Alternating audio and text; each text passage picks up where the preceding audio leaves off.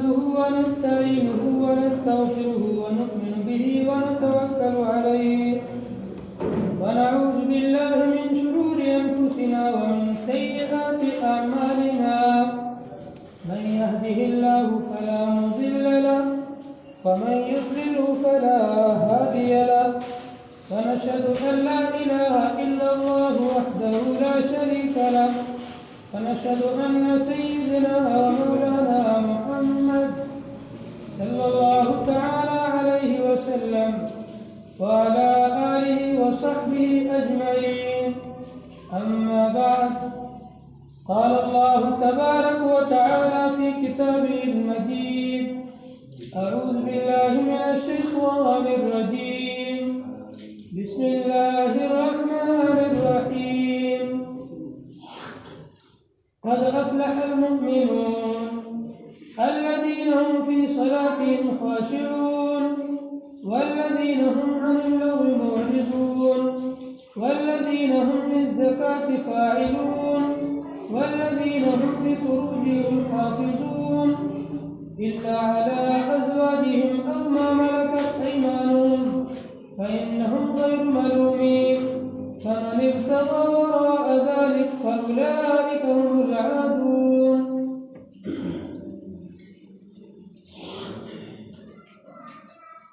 انتہائی معزز و مکرم سامعین جی وقار، دینی اور اسلامی بھائیوں سورۃ المؤمنون جو 18 پارے کے شروع میں، یہاں سے 18 پارہ شروع ہو رہا ہے. اس سورت کی شروع کی 10 آیات کی احادیث میں بڑی فضیلت آئی ہے، اور ان 10 آیات کے اندر 3 چیزوں کو بیان فرمایا گیا ہے. فلاح اور کامیابی کسے کہتے ہیں؟ فلاح اور کامیابی کن لوگوں کو ملے گی؟ فلاح اور کامیابی کہاں پر ہے؟ سب سے پہلی چیز فلاح، جس کو ہم بار بار قرآن میں اور احادیث میں پڑھتے ہیں. اذان کے اندر اور اقامت کے اندر بھی فلاح کا ذکر ہے. حی علی الفلاح، حی علی الفلاح، آؤ فلاح کی طرف، آؤ کامیابی کی طرف. اب یہ فلاح اور کامیابی کیا چیز ہے؟ فلاح کہتے ہیں کہ انسان کی تمام خواہشات پوری ہو جائے. جس چیز کی وہ تمنا کرے، جس چیز کی خواہش کرے، وہ اسے مل جائے، اور ہر قسم کی مصیبت، تکلیف، ٹینشن، بیماری سے محفوظ رہے. یہ مکمل کامیابی اور مکمل فلاح. اور یہ مکمل کامیابی اور مکمل فلاح دنیا کے اندر کسی کو نہیں مل سکتی ہے. کتنا ہی بڑا بادشاہ ہو، کتنا ہی بڑا نبی ہو، کہیں نہ کہیں اس کی خواہشات باقی رہ جائے گی، اور کچھ نہ کچھ اس کو نقصان، تکلیف، مصیبت، بیماری پہنچنا ہی پہنچنا ہے دنیا کے اندر. چاہے کتنا ہی بڑا بادشاہ ہو، اس کو یہ تو ہمیشہ کھٹکا لگا رہتا ہے کہ یہ جتنی بھی مجھے چیزیں ملی ہوئی ہے یہ کبھی بھی چھن سکتی ہے، اور یہ چیزیں کبھی بھی ضائع ہو سکتی ہیں، کیونکہ دنیا کے اندر کسی چیز کو بقا نہیں، کسی چیز کو دوام نہیں. ہر چیز کو فنا لاحق ہے، ہر چیز کے ساتھ زوال لگا ہوا ہے. آج جو بھی آپ کو دنیا میں نظر آ رہا ہے یہ سب ایک دن ختم ہو جائے گا، یہ سب ایک دن فنا ہو جائے گا. کل شیء فان ویبقى وجه ربك ذو الجلال والاکرام.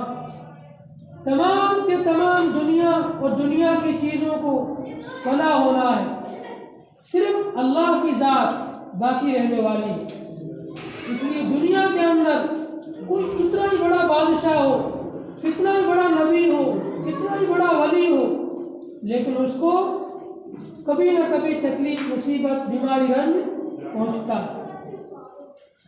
یہ فلاح اور کامیابی کہاں پر ملے گی؟ یہ جنت کے اندر ملے گی۔ الذین یرثون الفردوس ھم فیہا خالدون۔ یہ کامیابی اور فلاح جہاں پر انسان جو تمنا کرے گا وہ اس کے لیے حاضر ہوگی، اس کی ہر مراد پوری کی جائے گی، اس کی ہر خواہش پوری کی جائے گی۔ تو جنت کے اندر ما تدعون، جو تم خواہش کرو گے، جو تم طلب کرو گے، جو تم مانگو گے، جو تمہارے دل میں آئے گا، وہ سب کچھ پورا کیا جائے گا، وہ سب کچھ دیا جائے گا۔ اب یہ کامیابی اور فلاح کن لوگوں کو ملے گی؟ قرآن کریم کی ان 10 آیات کے اندر 7 صفات کو بیان کیا گیا۔ جن لوگوں کے اندر یہ 7 صفات ہوگی، اللہ تبارک و تعالیٰ انہیں فلاح اور کامیابی سے ہمکنار فرمائے گی۔ انہیں جنت الفردوس کے اندر مقام ملے گا، انہیں جنت الفردوس کے اندر جگہ ملے گی، اور پھر ما تشتہی، ان کی دل کی ہر خواہش کو پورا کیا جائے گا۔ وہ صفات کون کون سی ہے؟ قد افلح المؤمنون، تحقیق کے کامیاب ہو گئے، کام نکال لے گئے، اپنی مراد کو پہنچ گئے، اپنی منزل کو پہنچ گئے۔ المؤمنون، ایمان والے لوگ۔ جن ایمان والوں کے اندر یہ 7 صفات پائی جائے گی، وہ اپنی منزل مقصود جنت الفردوس تک پہنچ جائے گی، وہ حقیقی کامیابی تک پہنچ جائے گی، وہ حقیقی منزل جو ایمان والے کی منزل ہے وہاں تک پہنچ جائے گی۔ سب سے پہلی صفت، الذین هم فی صلاتهم خاشعون، وہ لوگ جو اپنی نمازوں کے اندر خشوع کرنے والے ہیں۔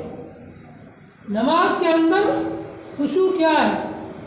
خشوع کہتے ہیں سکون کو۔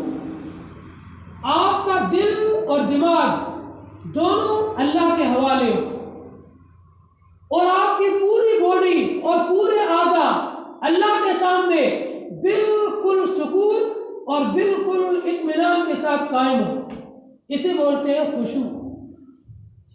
اگر دل اور دماغ اللہ سے ہٹ کر کسی اور چیز پہ لگا ہوا ہے اور آپ نماز میں کھڑے ہیں تو نماز کا خشوع ختم ہو گیا۔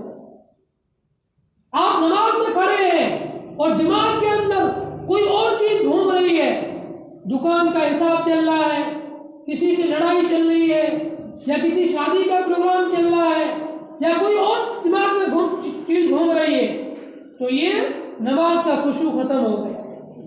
آپ کے دل کے اندر، نماز کے اندر دوسرے خیالات آ رہے ہیں، وساوس آ رہے ہیں، یہ خشوع ختم ہو گیا۔ دل اور دماغ دونوں اللہ کے سامنے اور اللہ کے پاس پہنچے اور اللہ سے جڑے ہوئے ہو، اور ان کے ساتھ میں پورے بدن کے تمام اعضاء امن، سکون اور اطمینان کے ساتھ قائم رہے۔ حدیث کے اندر حضرت ابو ذر غفاری رضی اللہ تعالیٰ عنہ فرماتے ہیں کہ نبی علیہ السلام نے ارشاد فرمایا، جب تک بندہ نماز کے اندر اللہ کی طرف متوجہ رہتا ہے، اللہ تعالیٰ بھی اس کی طرف متوجہ رہتے ہیں، اور جب بندہ اپنی توجہ کو ہٹا کر کسی داڑھی سے کھیلنے لگ جائے، یا کپڑوں سے کھیلنے لگ جائے، یا کسی اور چیز میں کھجلانے میں لگ جائے، اور چیز کی طرف جب متوجہ ہوتا ہے تو اللہ بھی اپنی توجہ کو بندے سے ہٹا دیتے ہیں۔ نماز کے اندر ہم جب کھڑے ہوں، بالکل سکون کے ساتھ میں، اطمینان کے ساتھ کھڑے ہوں، نہ ہم کسی بدن کے کسی حصے سے کھیلیں، نہ کھجلائیں، نہ داڑھی کے بالوں سے کھیلیں، اسی طریقے سے کوئی ہمارے بدن میں حرکت نہیں ہونی چاہیے، سکون اور بالکل اطمینان کے ساتھ اور عاجزی تواضع کے ساتھ کھڑے رہو۔ آپ کا دل اور دماغ اللہ سے جڑا ہوا ہو اور آپ کا بدن بالکل شانت اور سیدھا کھڑا ہو۔ اگر کوئی بندہ بدن کے کسی حصے سے کھیل رہا ہے، اس کا مطلب وہ اللہ سے کٹ گیا ہے۔ حدیث کے اندر حضرت ابو ہریرہ رضی اللہ تعالیٰ عنہ فرماتے ہیں کہ نبی علیہ الصلوۃ والسلام نے ایک آدمی کو دیکھا نماز پڑھ رہا ہے اور نماز کے اندر اپنی داڑھی سے کھیل رہا ہے، داڑھی کے بالوں کو آگے پیچھے کر رہا ہے اور اس میں کھجلا رہا ہے اور داڑھی کے بالوں کو سنوار رہا ہے۔ آپ نے فرمایا لو خشعت قلب هذا لخشعت جوارحہ، اگر انسان کا دل خشوع سے بھرا ہوا ہوتا، اس کے دل کے اندر اللہ ہوتا، اگر اس کا دل اللہ سے جڑا ہوا ہوتا تو اس کے اعضاء بھی بالکل سالم اور یہ مطمئن ہوتے۔ یہ داڑھی سے کھیل رہا ہے، اس کا مطلب اس کا دل اللہ سے کٹا ہوا ہے، اس کا دل ابھی اللہ سے جڑا ہوا نہیں۔ یہ نماز میں تو کھڑا ہے لیکن نماز کے اندر بھی اس کا دل کسی اور طرف چلا گیا ہے، دل میں کوئی اور خیالات آ رہے، اس لیے داڑھی سے کھیل رہا ہے۔ لو خشعت قلب هذا لخشعت جوارحہ، اگر اس کا دل اللہ سے جڑا ہوا ہوتا تو اس کے اعضاء بھی اللہ سے جڑے ہوئے ہوتے اور وہ سکون کی حالت میں ہوتے۔ یہ کھیل رہا ہے، اس کا مطلب اس کا دل اللہ سے کٹا ہوا ہے۔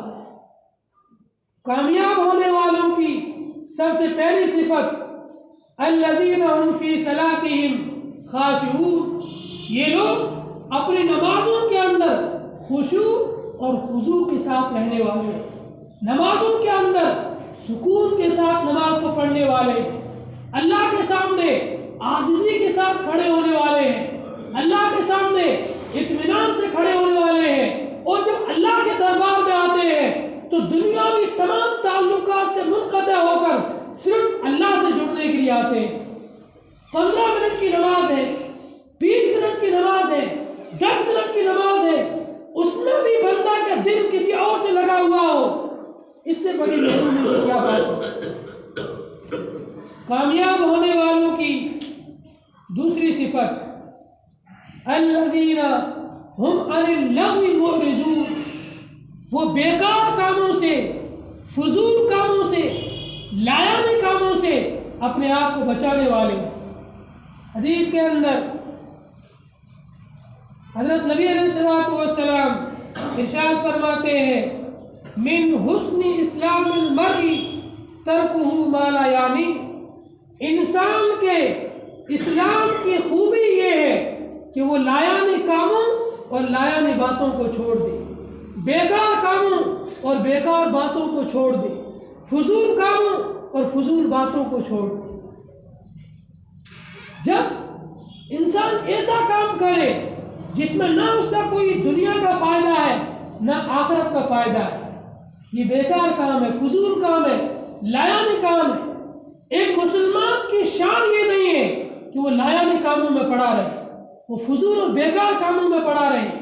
ایمان والے کی شان یہ ہے کہ وہ با مقصد زندگی گزارے، اس کی زندگی میں کوئی مقصد ہونا چاہیے، کوئی ٹارگٹ ہونا چاہیے، اس کو پانے کے لیے، اس کو حاصل کرنے کے لیے جد و جہاد کرے اور اس میں لگا رہے۔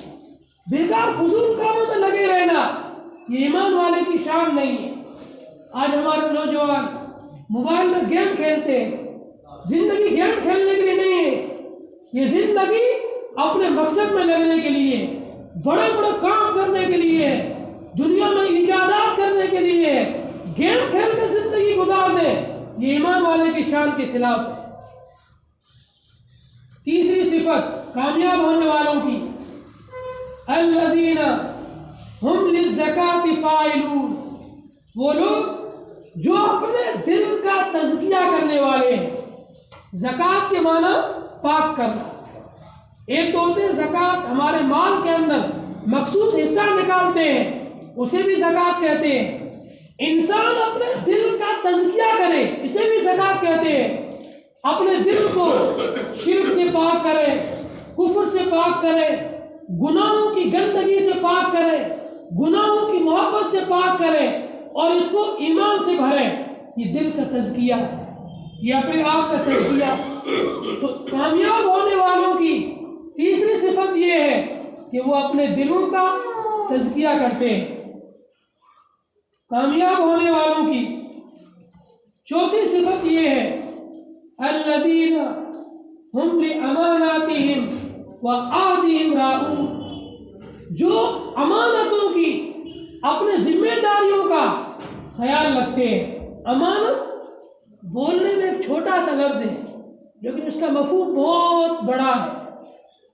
آپ جس فیلڈ میں ہو، آپ کی جو ذمہ داری ہے، یہ ذمہ داری آپ کے کاندھوں پر ایک امانت ہے۔ اگر آپ دکاندار ہیں، آپ دکان میں بیٹھے ہوئے ہو، تو اس دکان کے اندر کسی کو دغا نہ دینا، کسی کے ساتھ فرار نہ کرنا، کسی کے ساتھ مکر نہ کرنا، کسی کو دھوکہ نہ دینا، یہ آپ کی ذمہ داری ہے اور یہ آپ کے کاندھوں پر امانت ہے۔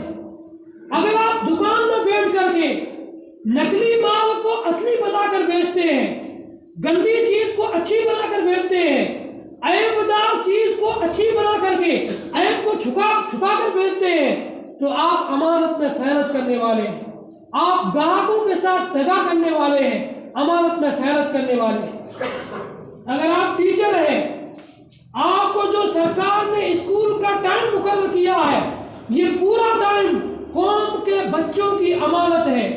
اگر آپ ٹیچر ہیں، بلا عذر کے چھٹیاں مارتے ہیں، اسکول ٹائم پر نہیں پہنچتے ہیں، بغیر ٹائم کے نکل جاتے ہیں اور آپ پورا ٹائم نہیں دے رہے ہو، تو آپ قوم کے بچوں کے ساتھ میں اور قوم کی حکومت کے ساتھ میں آپ غدار ہیں، آپ امانت میں خیانت کرنے والے ہیں۔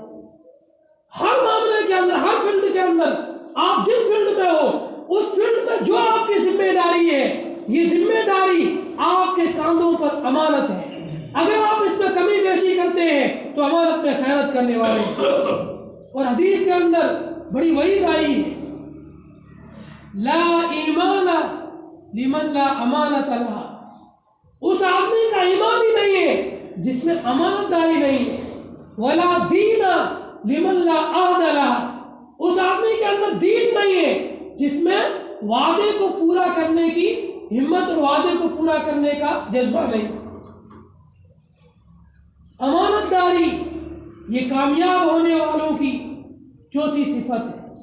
پانچویں صفت والذین ہم لعہدہم راعون، وہ لوگ جو اپنی وعدوں کو پورا کرنے والے ہیں۔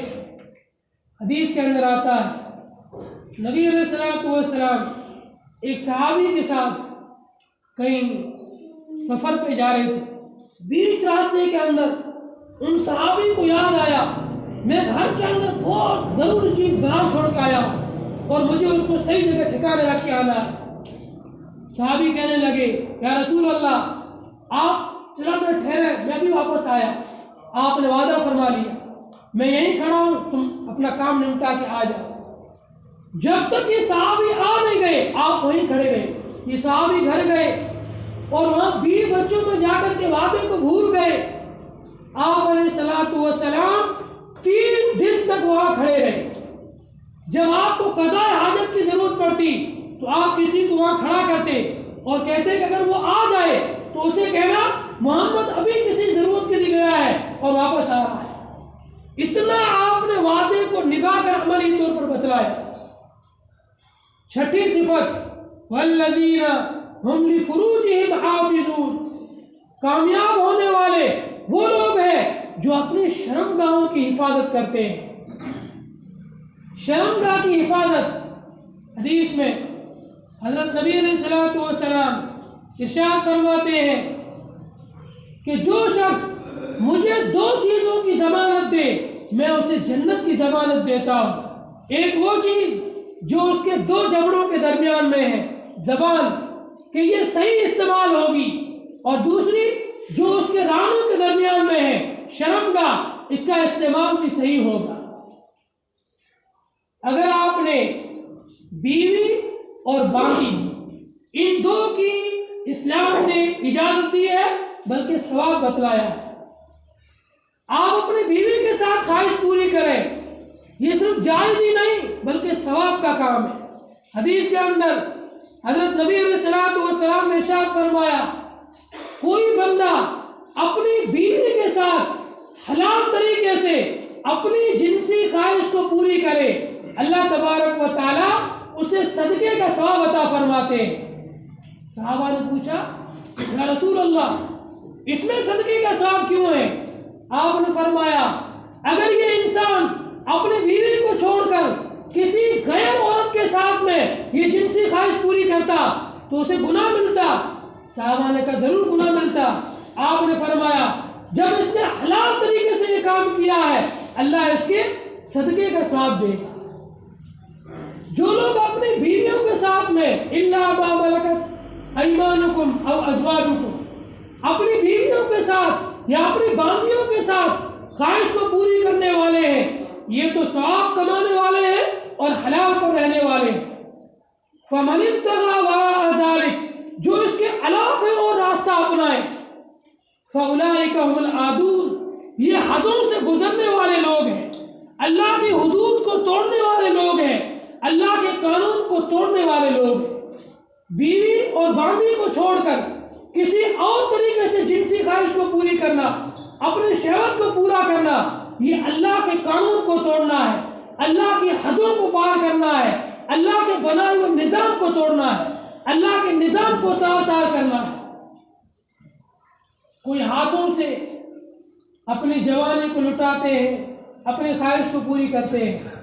हदीस में आया है, नबी अलैहिस्सलाम इरशाद फरमाते हैं, कल क़यामत के दिन मैदान महशर में बहुत सारे हाथ हामिला होंगे और ये अल्लाह के दरबार में खड़े होकर अल्लाह के सामने शिकवा करेंगे, शिकायत करेंगे, मुकद्दमा दर्ज करेंगे, कहेंगे, या अल्लाह, तूने हमें पैदा किया था किस चीज़ के लिए, और इस इंसान ने हमें यूज किया, हमें इस्तेमाल किया किस चीज़ के लिए।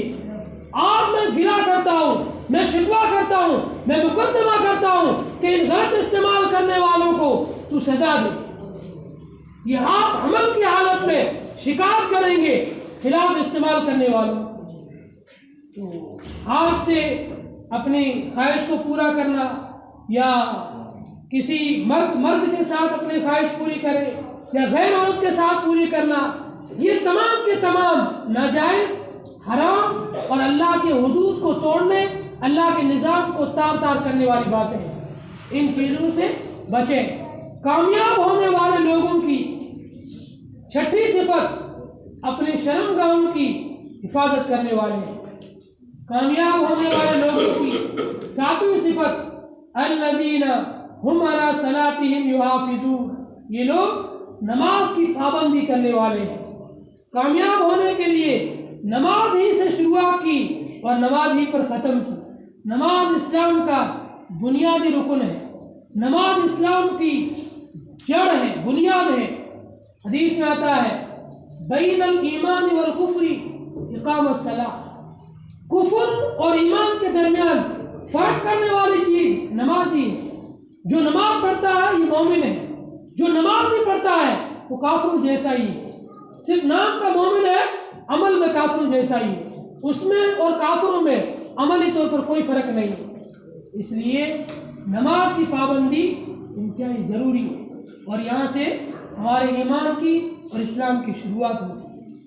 अल्लाह ताला से दुआ है, अल्लाह ताला हम तमाम को अमल की तौफीक नसीब करे। जिन लोगों की सुन्नत तबा की सुन्नत पढ़ लो, बाहर वाले अंदर आ जाओ, अगली किस्म को शुरू करो।